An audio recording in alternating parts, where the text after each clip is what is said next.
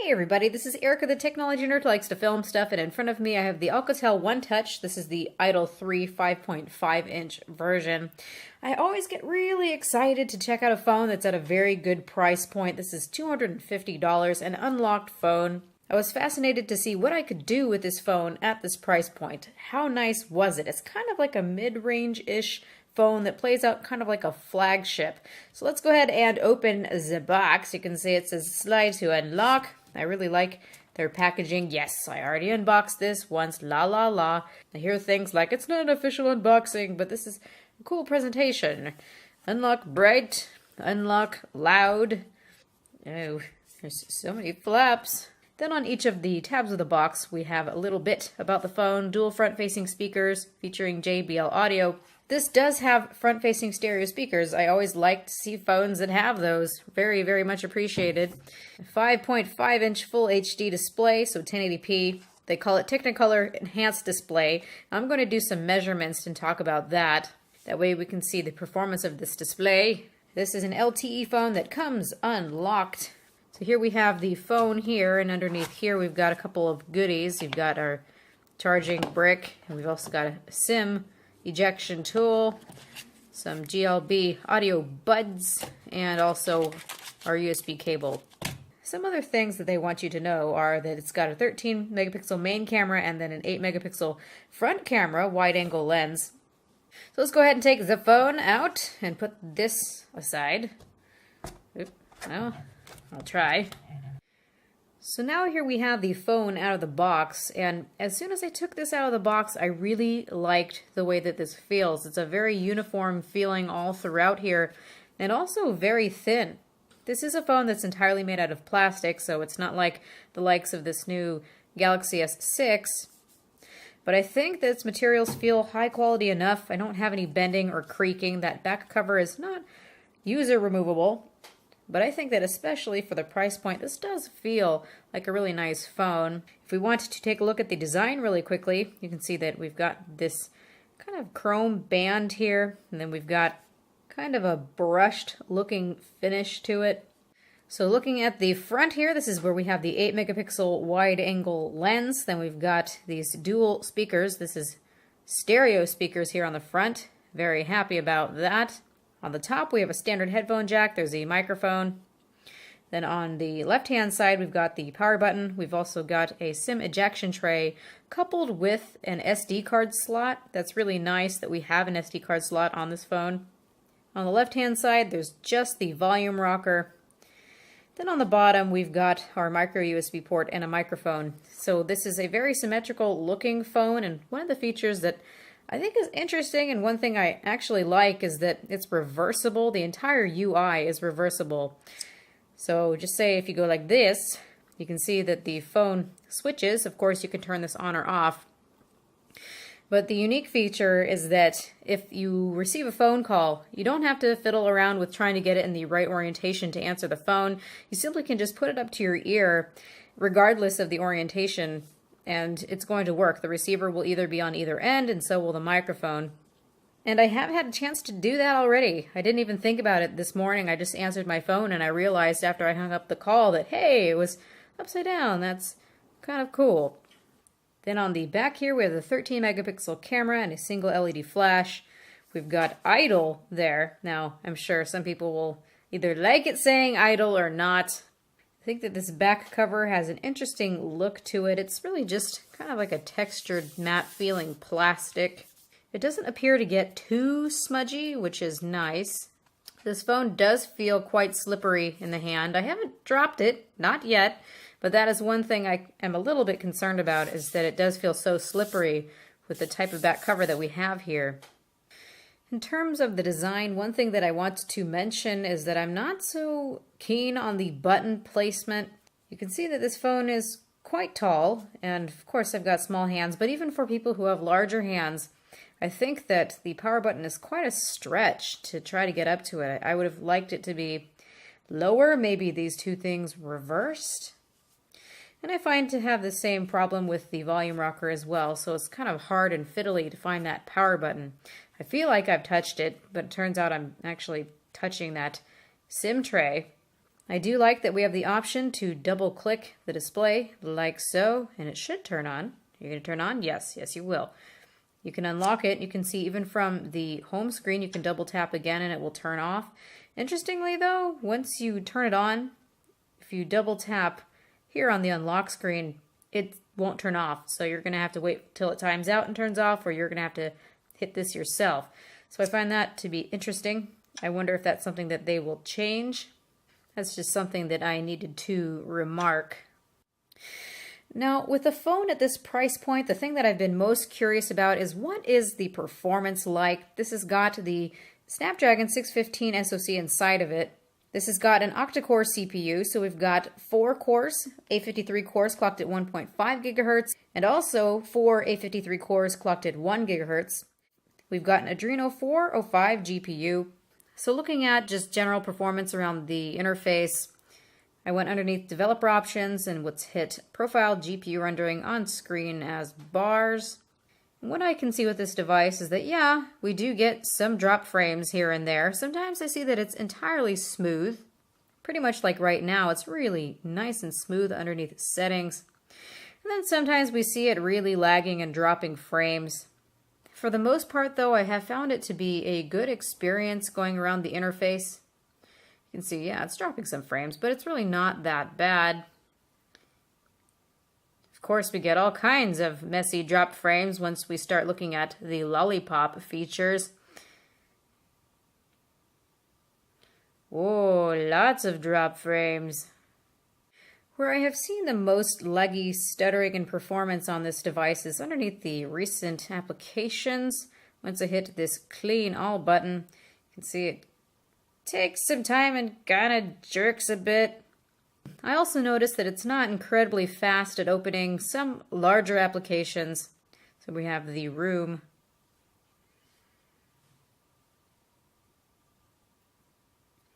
It takes quite some time to finally fire up and be ready to play. There you are.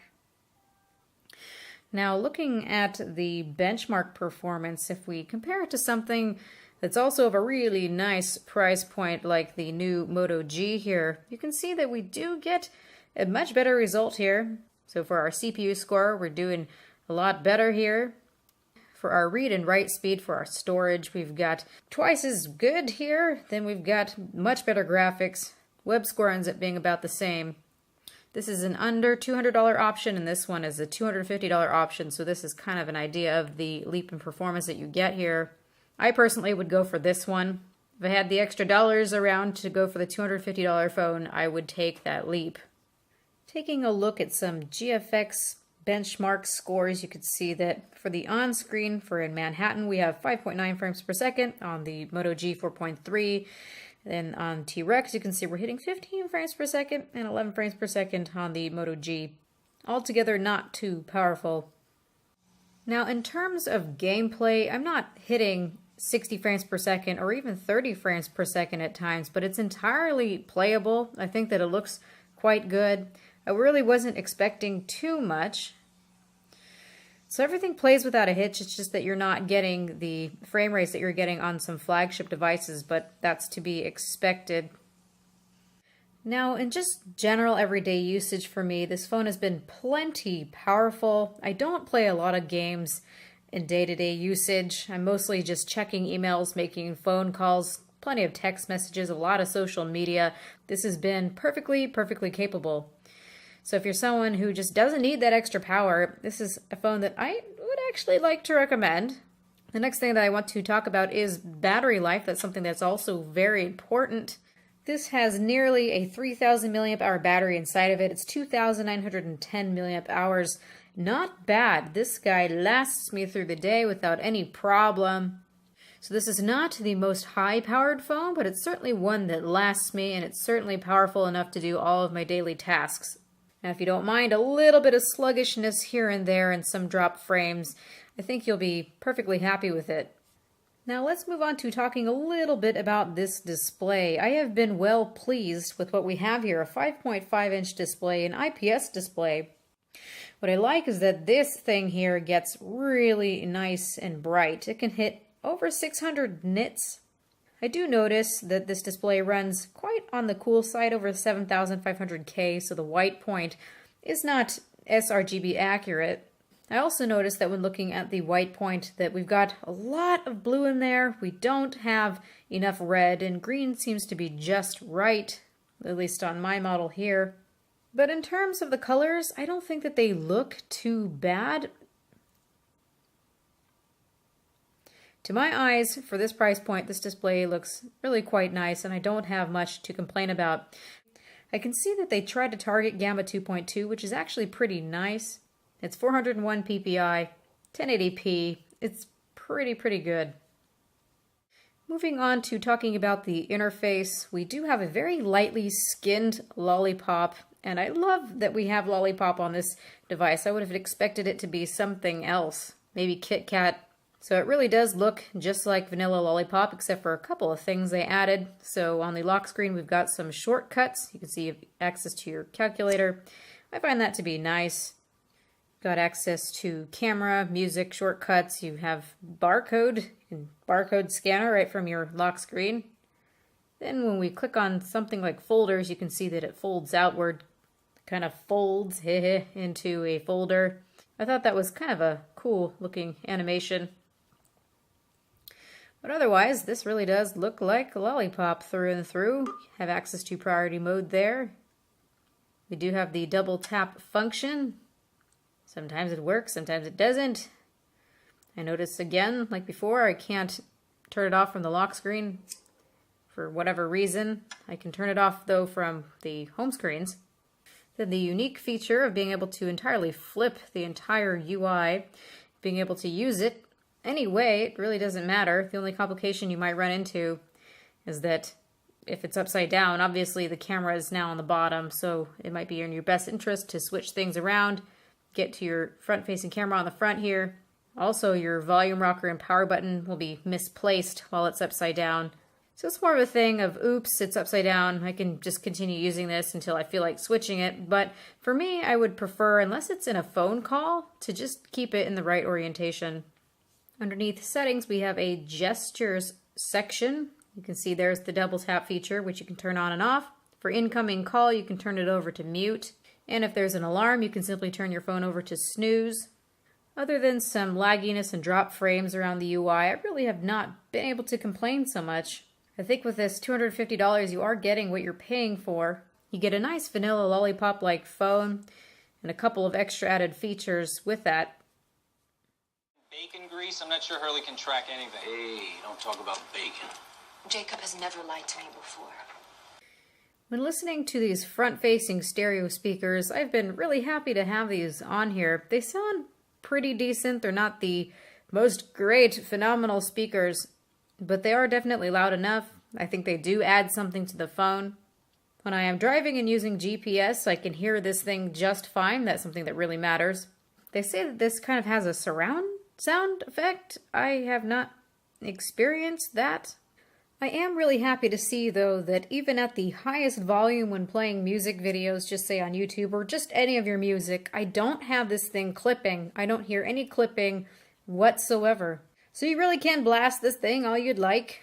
So again, these are not the best speakers ever, but I actually like them for what they are. They really do add to the phone, and I don't really have much to complain about. So the last thing that I want to talk about here is the 13 megapixel camera. This is a Sony IMX214 sensor, and Alcatel is very proud of this sensor that is on here. So the 13 megapixel sensor aspect is 4:3. If you want 16:9 aspect photos, it's going to be 10 megapixels. As for the photo quality, I think that the photo quality is just okay. I think it's a good point and shoot if this is all you have out and about. I noticed that sometimes it can take pretty decent shots, and then sometimes I'm not so happy with the performance, such as the color rendering or the dynamic range. Then when looking at HDR photos, I strangely find that they end up making the image darker instead of giving it more of a dynamic range to it. So I kind of get a bit of mixed results with this camera. In terms of low light, I can see quite a bit of grain in the photos. So it's not the best camera, but it definitely is one that works pretty well on the go. When looking at the camera interface, I do like that it's a very nice and functional camera interface. Here we have the button to look at ourselves. Hello! Got simple controls here that are easily accessible. We've got our button to record video, take a picture. Strangely, this one takes us out of the application and to the home screen.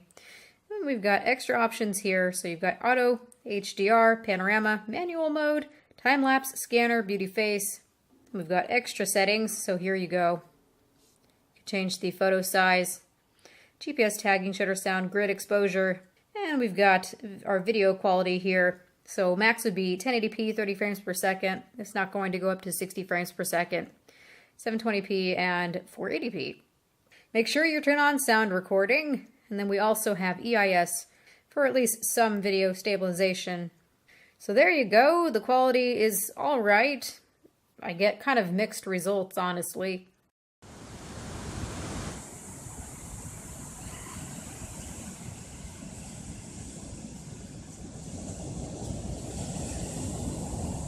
I have to take these off. I'm about to die. Take these off. It's not good. I'm taking off this.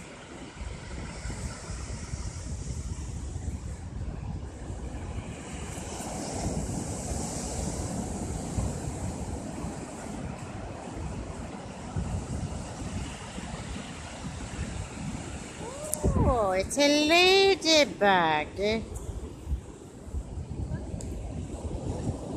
ladybug, what you doing? There's a ladybug with no spots.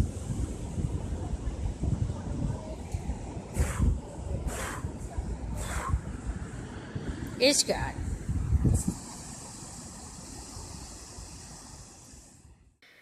So that is all that I want to say right now for the Alcatel Idol 3. It's a nice phone, especially for the price. I really do like the feel. I've been carting this around just because I like how it feels. It's really nice and thin, and phones that are symmetrical do feel quite nice to me.